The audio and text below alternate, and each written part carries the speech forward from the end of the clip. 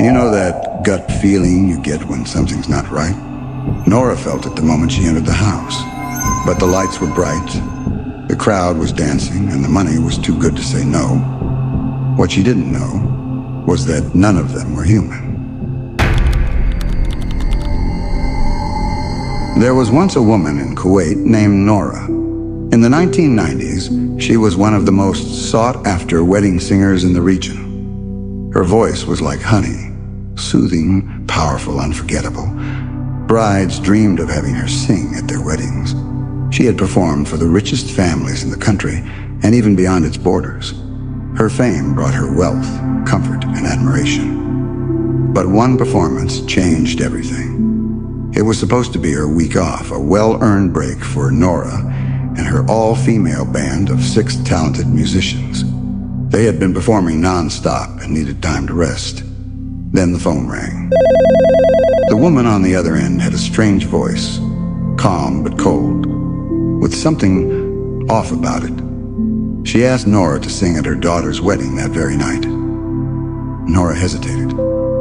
"It's our only week off," she said politely. But the woman interrupted her. "I will pay double whatever you ask." The amount offered was more than generous. It was staggering. Nora paused for just a second before agreeing. Money like that was hard to refuse. She quickly called her band.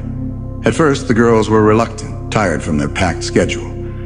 But once they heard about the payment, they changed their minds. Rest could wait. They packed their instruments, got into the car, and headed out into the night.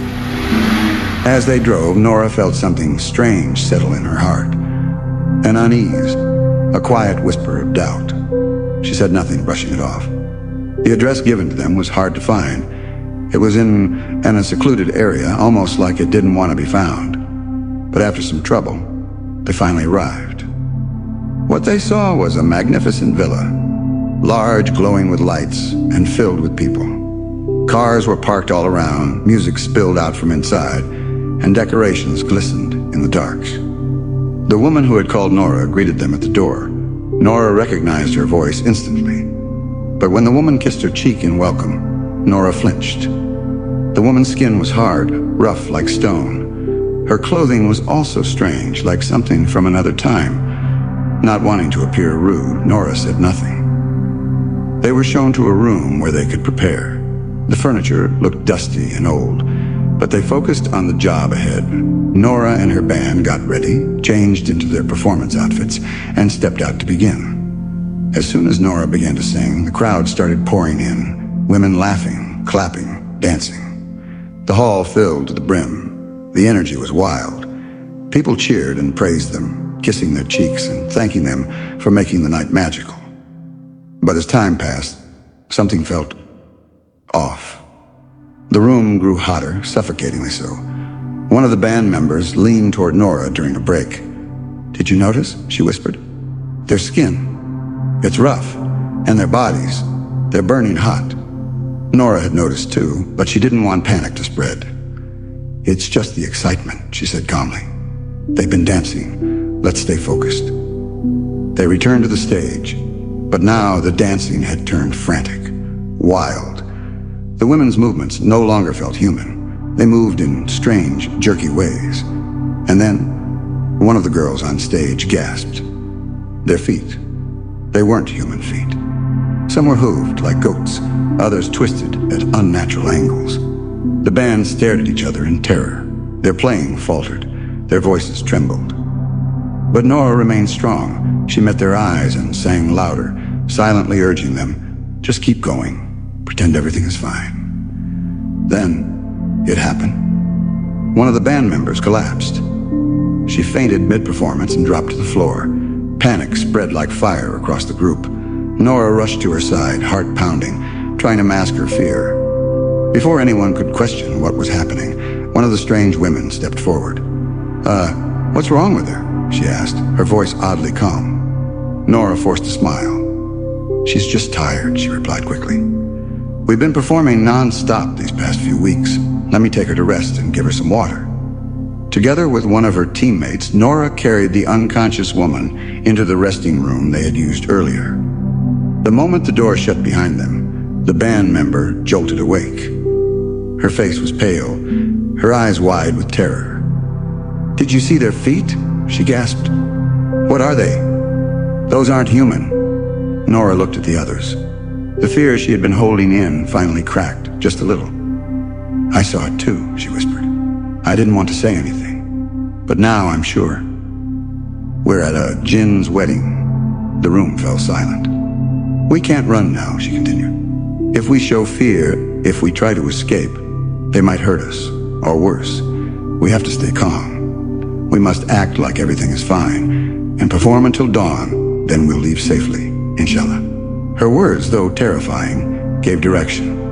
Everyone agreed. They had no other choice.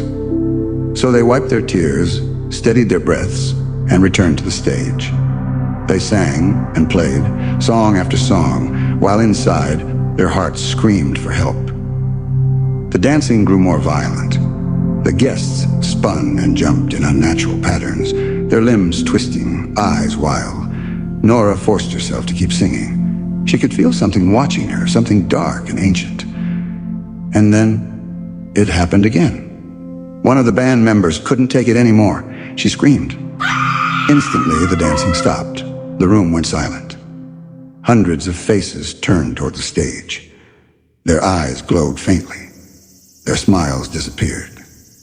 Nora froze. In that instant, she made a silent plea to Allah from the depths of her heart. "Ya Allah, if you save me from this, I swear I will never sing again. I will change my life. Just save us." And then, like a mercy from the heavens, the sound of the Fajr Adhan. The moment the call to prayer filled the air, everything changed. The lights in the villa flickered once, then went out completely. Darkness swallowed the room. And just like that, the guests were gone. No footsteps, no voices, nothing. Silence. The band didn't wait. They grabbed their instruments and rushed out into the night, hearts racing. Outside, the night air was cool and calm, as if nothing strange had happened. And then, they saw him. An old man walking quietly toward the nearby mosque for a Fajr prayer. At first, they thought he was one of them. But when he saw the terrified group of women running from the house, he froze in shock. "What are you doing here?" he asked, bewildered. "Why are you coming out of that place?" Nora tried to catch her breath. "We just finished performing at a wedding in that house," she said, pointing behind her. The man looked even more confused. "What wedding? That house has been abandoned for over 10 years. No one goes near it.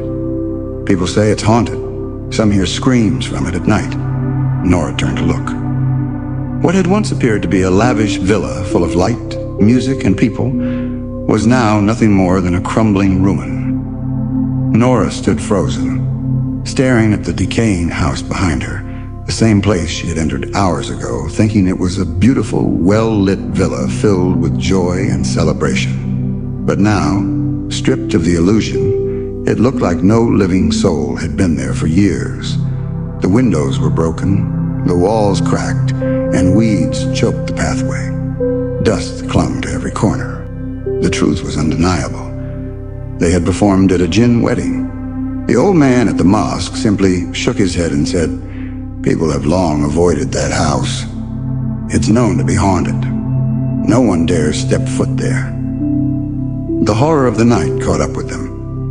Nora and her team, still trembling, thanked the old man and walked away. Their legs felt heavy, as if gravity had become stronger. In silence, they made their way home. No one spoke. No one dared. The next day, Nora sat alone in her room, haunted by the memories.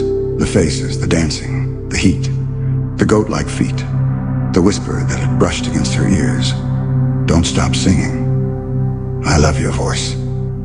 She remembered the moment when a Jinn woman had kissed her cheek, how her skin felt like stone, how the resting room they were shown had smelled of ancient dust and decay, like it hadn't been touched for 100 years.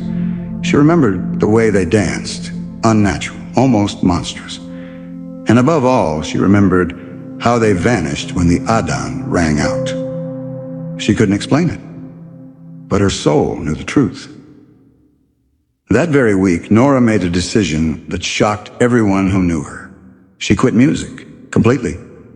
She canceled all future performances, returned all deposits, and even sold her musical equipment. She no longer wanted anything to do with that world. She began performing salah, prayer, regularly.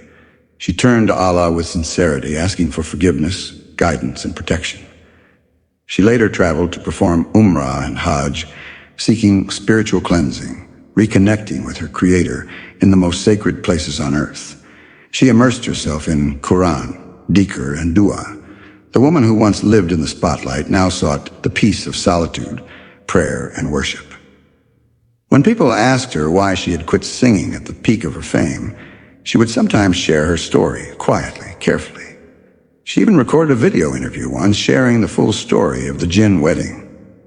But mysteriously, the video cassette disappeared. No one could find it again.